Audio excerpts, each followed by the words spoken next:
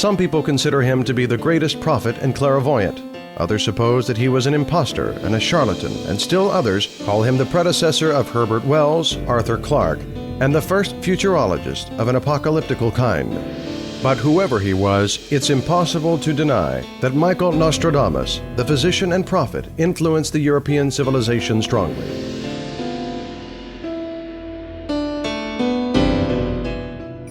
On December 24, 1503, a boy was born in the family of hereditary physicians and scientists. His name was Michel de Nostredame.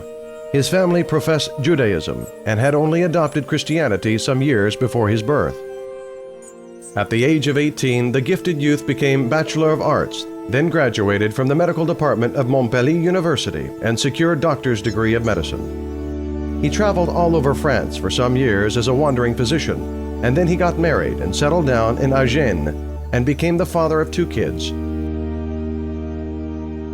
For the next 3 years, he enjoyed his family ideal. Then there was the catastrophe in 1538. In Agen, an epidemic broke out, and the physician suffered a great tragedy in the struggle against it. His whole family died. Nobody wanted to go to the doctor who hadn't been able to save even his dearest people. The last blow for Michel was an order to come to an inquisitor for interrogation. For 6 years, he wandered around Italy, Northern Africa, and Palestine, a broken-hearted man, perfecting himself in his skill, helping all those who needed his help and not staying too long anywhere. In Marseille, 43-year-old Michel de Nostredame had to fight a pneumonic plague epidemic, and a year later, in Aix, his medical skills and expertise saved thousands of people stricken with cholera.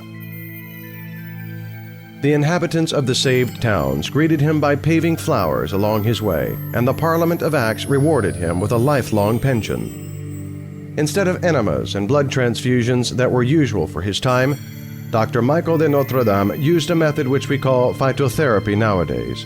His miraculous ointments made of cloves and rose petals had a strong antiphlogistic effect.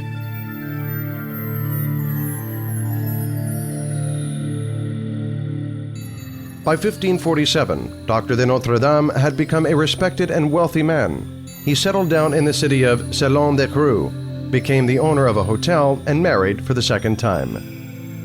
But he began to get terrible and ominous visions while working in the silence of his study room. He considered them not to be hallucinations, but a charisma, and in 1551, he decided to publish them as an astrological almanac that is in the form habitual for his contemporaries. It was on the cover of this almanac that the pseudonym Nostradamus appeared for the first time. And in 1555, the book Centuries, Prophecies of Magister Michel Nostradamus was published. It was the unprecedented in occultism history collection of prophecies written in the form of quatrains, ponderous and obscure.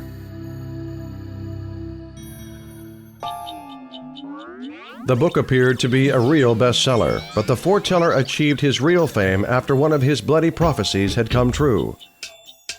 The young lion will overcome the older one. In a field of combat, in a single fight, he will pierce his eyes in their golden cage, 2 wounds in one, then he dies a cruel death. 4 years later, King Henry II was wounded lethally in a knight's tournament.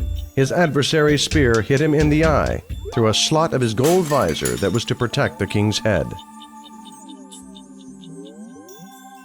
This exact coincidence impressed everybody greatly, and Nostradamus gained the reputation of a man who worked wonders. His contemporaries assigned dozens of prophecies that had come true. For example, his prediction of the French throne to a youth Henry Bourbon of the Pope's tiara, to an unknown monk the undying fame to François Rabelais. Catherine Medici, the Queen of France, who was vividly interested in occult sciences, invited Nostradamus to her court, but the foreteller spent only 10 days there before escaping, confused and scared because of backside court intrigues. Nostradamus used to work mainly at nights in his clandestine study where nobody was allowed access. He slept for not more than 4 hours a day. According to his contemporaries, Michel was always with a smile and was laconic, observant, and patient. He devoted a lot of time to fasts and prayers, treated poor people free of cost. With his own money, he financed a canal that turned the Crewe Plain into a flourishing valley.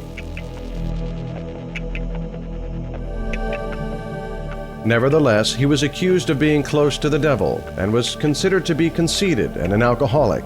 He was lonely during the last stages of his life. His family failed to understand him. He suffered from intrigues and hate of his enemies. Nostradamus died on July 2, 1566, at 3 a.m. He had crossed this day out of his calendar with his own hand some days before his death.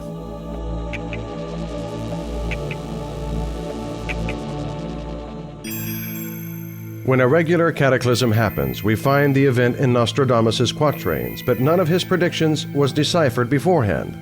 Thus, the prophecies of the October Revolution and the act of terrorism on September 11th were ascribed to Nostradamus.